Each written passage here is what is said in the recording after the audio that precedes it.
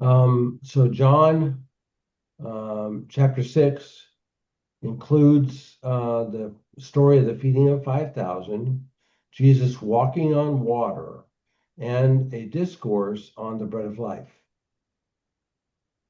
Last week we discussed the feeding of the 5,000. Today we're going to discuss Jesus walking on water. Now, the story of Jesus walking on water is also related in Matthew and Mark, and it's always given in sequence with the feeding of the 5,000. So clearly it happened, those two things happened right together. And it's an amazing story.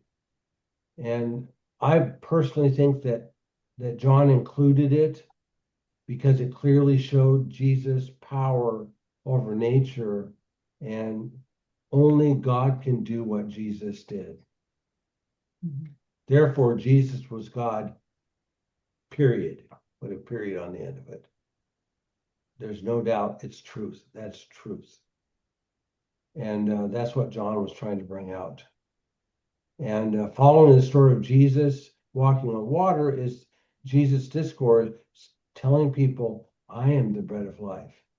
We're just going to barely touch on that, hopefully, at the end of talking about walking on the water. And then we'll get into that in some greater detail next week. So I have another little brief introduction for walking on the water. Jesus and his disciples were on the east side of the Sea of Galilee. They'd gone there to get away from the crowds. And Jesus had, remember, we talked about this last week, Jesus had heard that John the Baptist had been murdered by Herod. And also his disciples had just returned from their evangelistic ministry in the Jewish countryside. So Jesus wanted to be, number one, hear what happened with his disciples. And number two, he wanted to be alone with God, to talk to God about John the Baptist. And but the crowds followed him, and Jesus had mercy on them.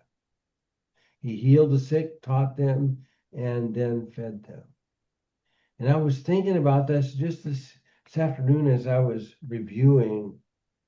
I was thinking, Jesus is so different than I am.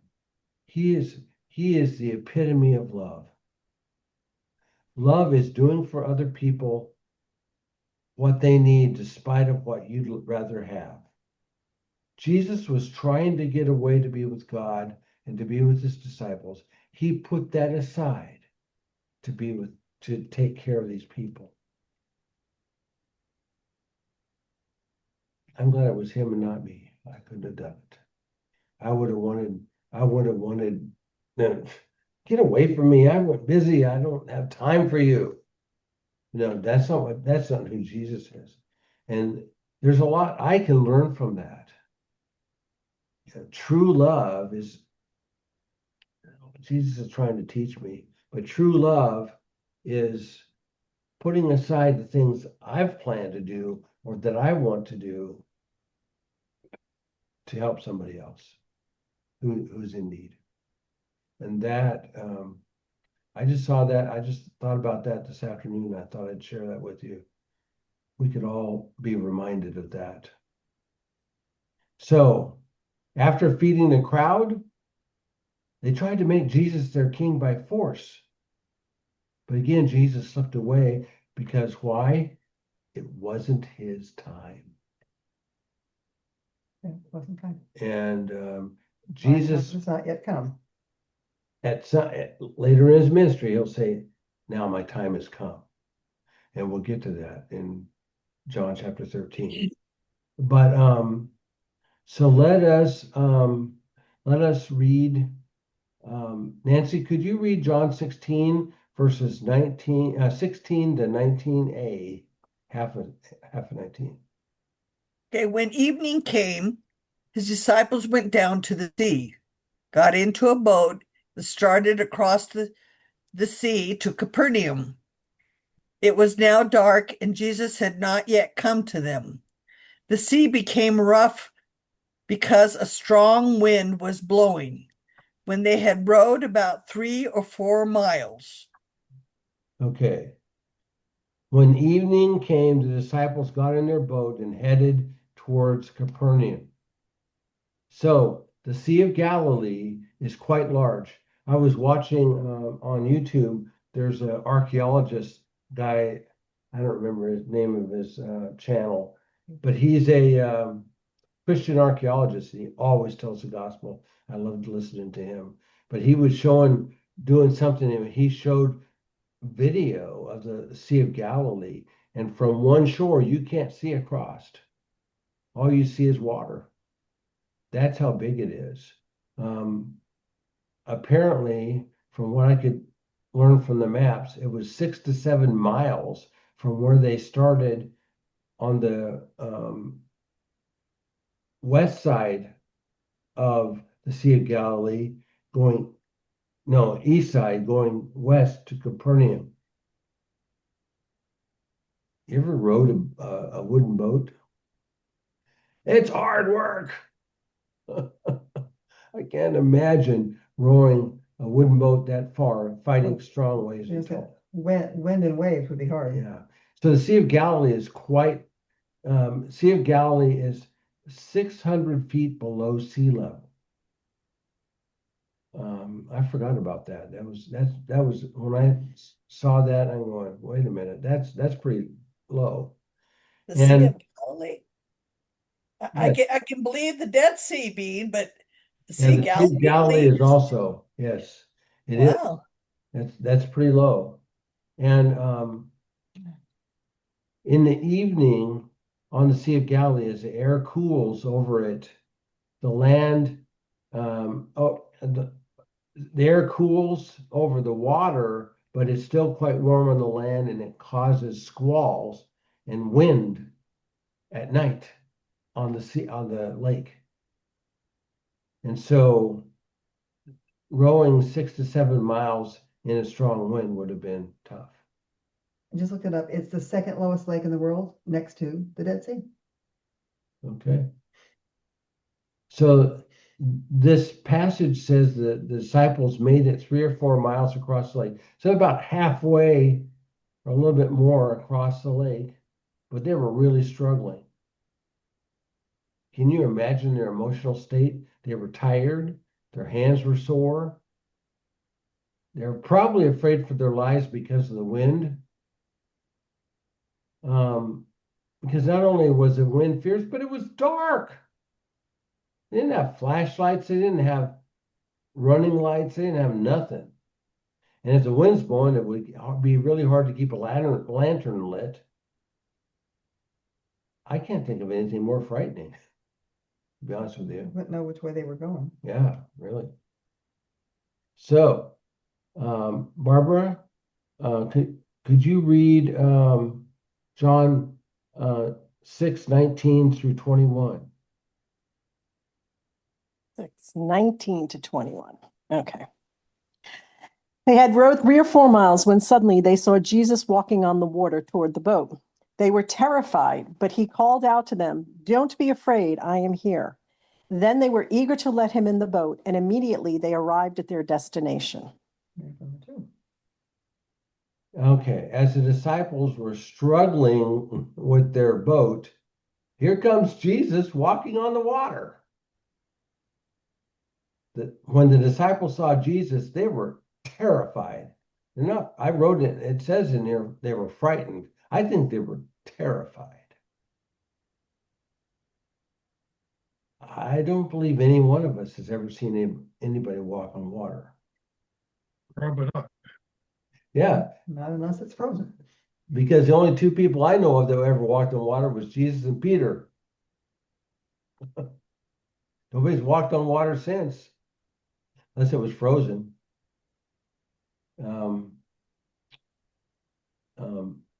I wonder what it looked like. Remember the waves were tall with the wind, and the wind was blowing. There's probably white caps on it.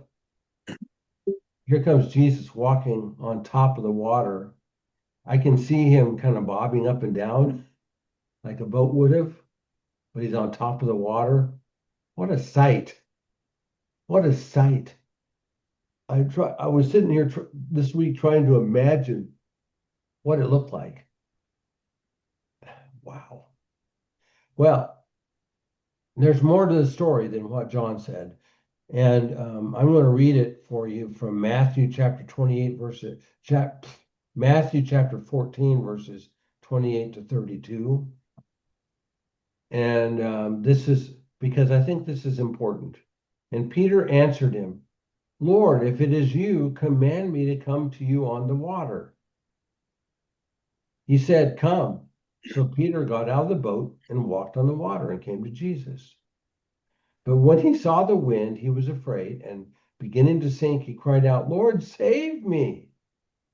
And Jesus immediately reached out his hand and took hold of him, saying to him, Oh, you of little faith, why did you doubt? And when they got into the boat, the wind ceased.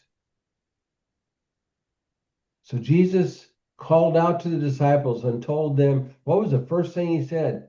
Don't be afraid. So many times Jesus had to tell them, don't be afraid. They thought they were seeing a ghost, but he was real. I like Peter.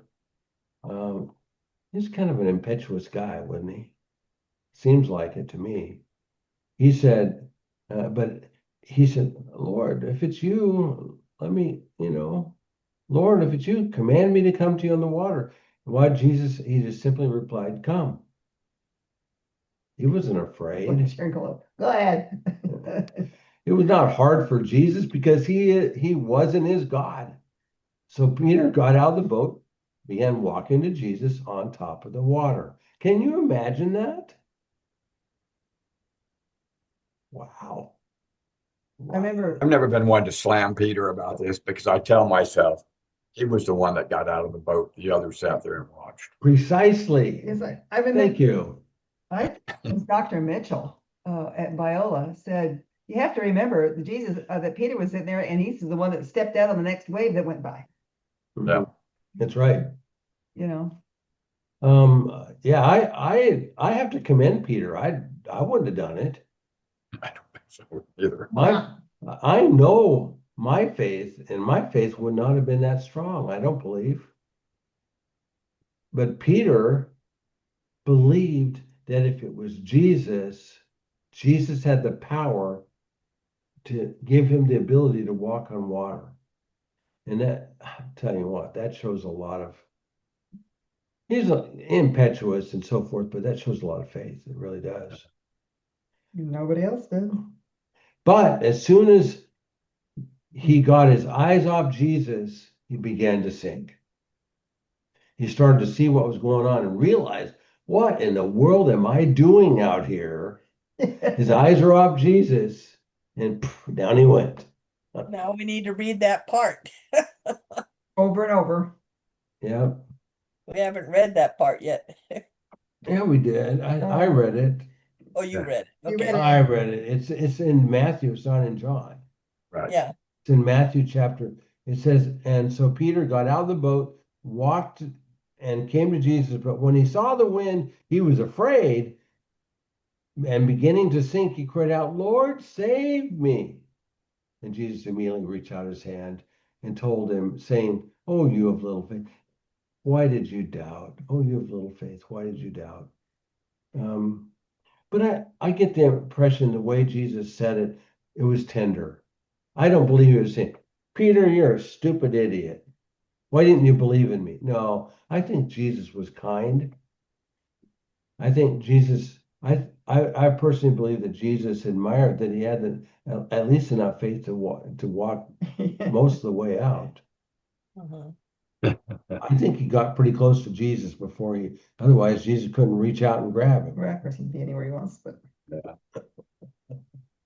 Um, and I was just going to say that fear can be a good thing. As soon as Peter started being afraid, he fell. Fear can be a good thing. It can energize us into action to save ourselves from immediate danger. I know that I'm sure we've all heard stories of people who who were afraid, but they were activated and they did heroic things to save other people's lives. And a lot of that you have that pulse of fear in it gives you a shot of adrenaline, and you're able to do things that you couldn't have done otherwise. However, when fear just keeps going, it usually becomes bad. It can be paralyzing. Yes. Whenever we allow fear to go beyond that initial fight or flight sensation, usually our focus moves from God to the circumstances that are threatening us. And that gets us into trouble. It got Peter into trouble. When our focus is on God, fear is manageable.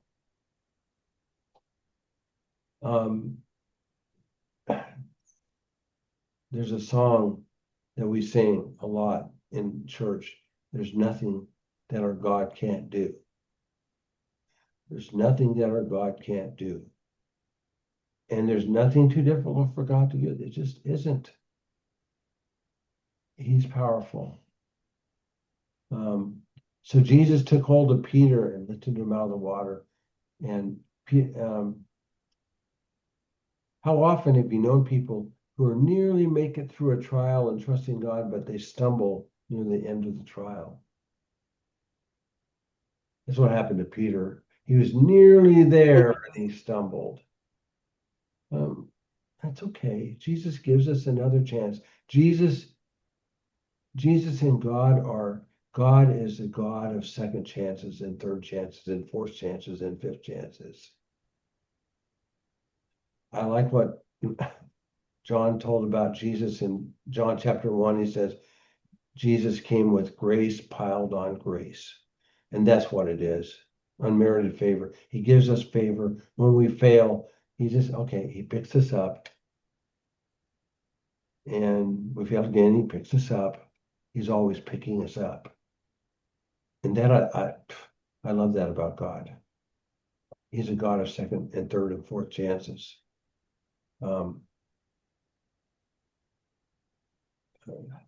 Okay, so Jesus got in the boat with Peter, and the wind quit, and the water became calm. And this was the second time that Jesus calmed the water, the storm on the water. The first time is recorded in Matthew chapter 8, verses 25 to 27. They were going across, and Jesus was asleep in the back of the boat, if you remember that story. And the wind was the boat was starting to fill with water, and the disciples were afraid, and they woke him up, and he said, "Oh, you have little faith." And he stood up and said, "Stop." And the storm stopped, and the waves were still.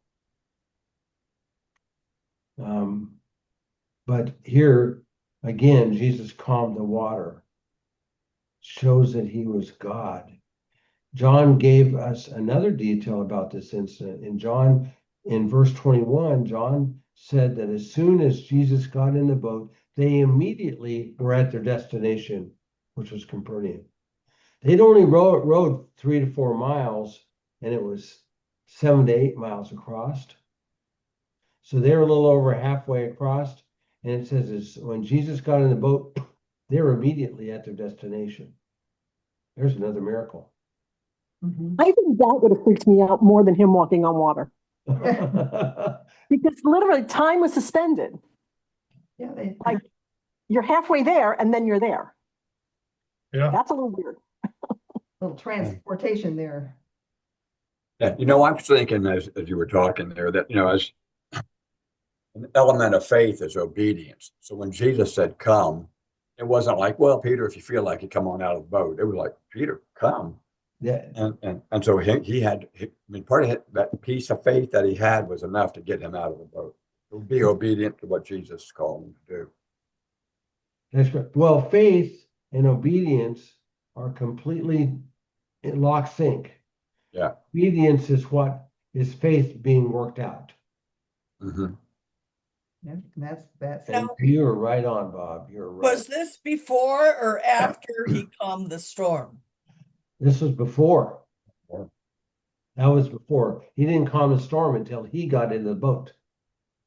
Or do you mean the other incidents of Or it? was that a different There were time? two instances. There was one earlier when he was asleep in the back of the boat Yeah. and he calmed the storm. He did that already once. Okay, then that was my question. Did he do that before this Yes, occasion? he did that before this one. Yeah, sure did. They're, the disciples' memory wasn't all that good. It's easy to say, oh, they should have been thinking about that, but if you're the one trying to row and the boat's filling up with water, Oh, yeah. Oh, Yeah, yeah. that's It's easy to easy. say. It's easy for me to say sitting here in my nice dry chair, yeah. dry computer chair that's real comfortable and not sitting in the back of a boat with a oar in my hand. And filling up full of water. Yes. Yes. But I found something in our reading. Martha and I are reading through the Bible again. We do it every year. And so every day we read we're currently reading through Proverbs. Proverbs. But last week we were in Psalms, and I heard something in Psalms that I'd never connected with Jesus before. Psalm 107, verses 28 to 30 says, Then they cried to the Lord in their trouble, and he delivered them from their distress. He made the storm still, and the waves of the sea were hushed. And then they were glad that the waters were quiet, and he brought them to their desired haven. And that was long before he did it. Talk about a prophecy of Jesus. I never saw that before, ever before in my entire life until this time. We've seen it, we didn't connect it. We just never connect. The Holy Spirit said, as we were listening to it, because we listened to it being read to us, I was listening to it, and the Holy Spirit said, Listen. Hey, dong, there you go. Yeah, you need to get this. Isn't that cool? Yeah. That's another prophecy I didn't know about that Jesus fulfilled. And I think that's just so cool. So there were 4 miracles in this short story. The first miracle was Jesus walking on water. No human being can do this. There are certain physical laws, gravity, surface tension, and so forth, that prevent human beings from ever, ever walking on liquid water. You know what? God created the laws. So if he created the laws of physics and so forth, he can overpower them. What he wants. It's not hard for him. It's nothing for God to change the physical laws to meet his purposes. I think that's cool. We have a God who can do things beyond anything that we can even imagine. And it wasn't computer graphics. It wasn't AI. It wasn't any of that stuff. It was real. It was real. The second miracle was Peter walking on water. And it wasn't so much Peter. Jesus did that for Peter. It was Jesus who, just through his power, said, okay, here you go, Peter. You can walk on water too. I think that's a powerful miracle. And the third miracle was the calming of the wind and the waves. Mankind and all our technology we're not even close to being able to control weather. Not even close. Weather is a power far beyond anything that mankind has ever been or ever will be able to master. We're learning how to predict weather better and track it, but we can't stop it. The weather people can see hurricanes forming and so forth, and all they can do is warn us. And they'll say, get out of Dodge. It's time to go to some place of safety. Or they can say there's a tidal wave coming. You better get on higher ground. Yeah. They can't say, stop, tidal wave, don't come. Only God can do that. Only God can do that.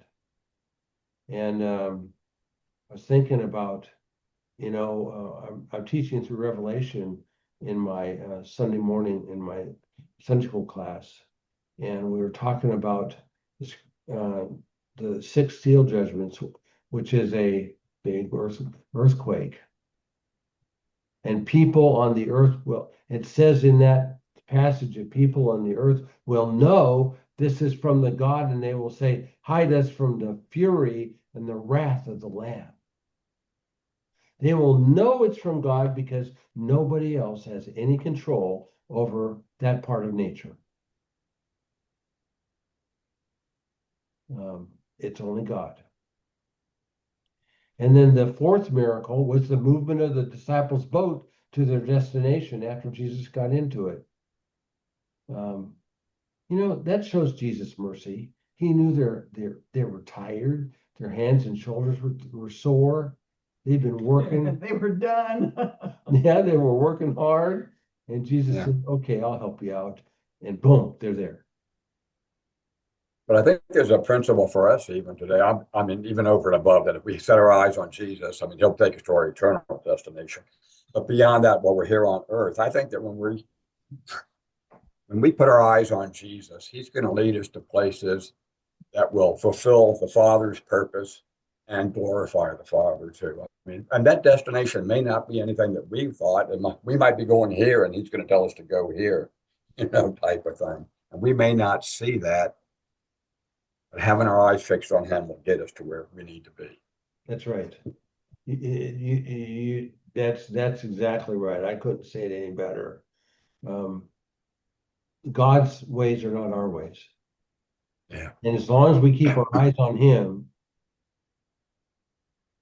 so often I want to do it my way because I think I figure it out. And every time I've done that, it hasn't worked. But if we keep our eyes on Jesus, it'll always work. It may not be the way we thought it was going to be. Sometimes it is because he's revealed that to us.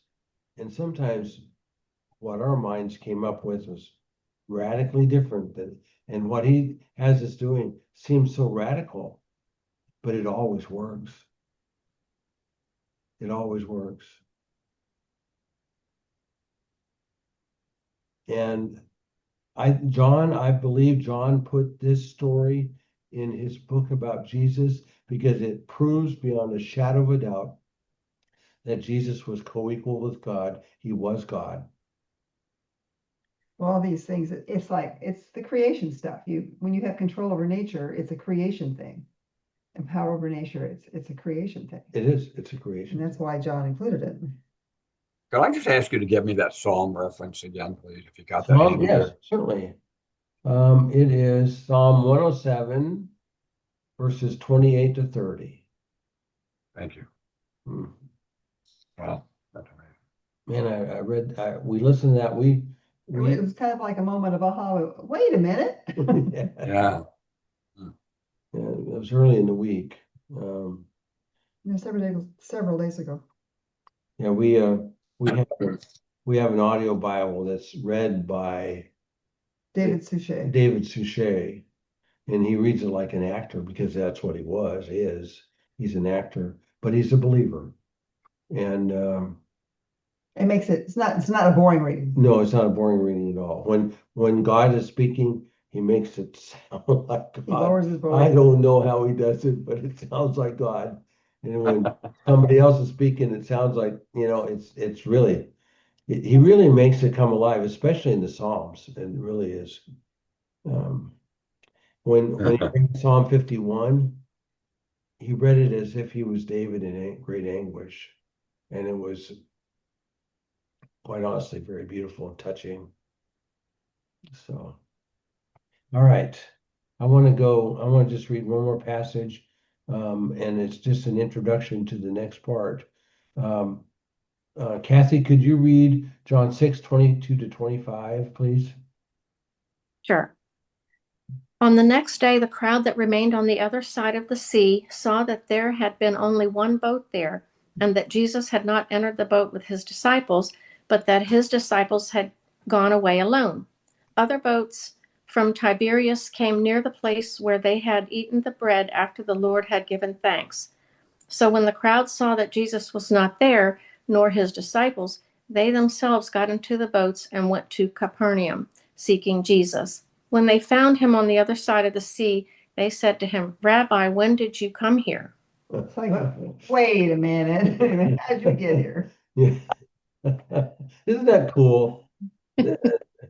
We saw you, you didn't leave. I tell you what, when Jesus fed them,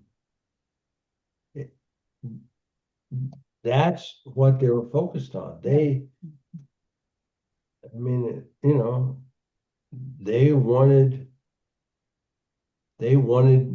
to keep Free that food. doing. They wanted that to go. And when they found out that Jesus and his disciples were gone, they started looking for him, and finally they found him in Capernaum. And they're going, "How in the world did you get here so quick?" Well, Because it took them a while to get there, and they didn't pass him. and they didn't. Yeah. But Jesus used this question, Rabbi, when did you get here? This is the question that's the springboard into his discourse on the bread of life that because, well, he takes what he just done, feeding the 5,000, and now says, I am the bread of life. And we're going to get into that in great detail next time. Any more questions or comments? I'm going to turn off the recording.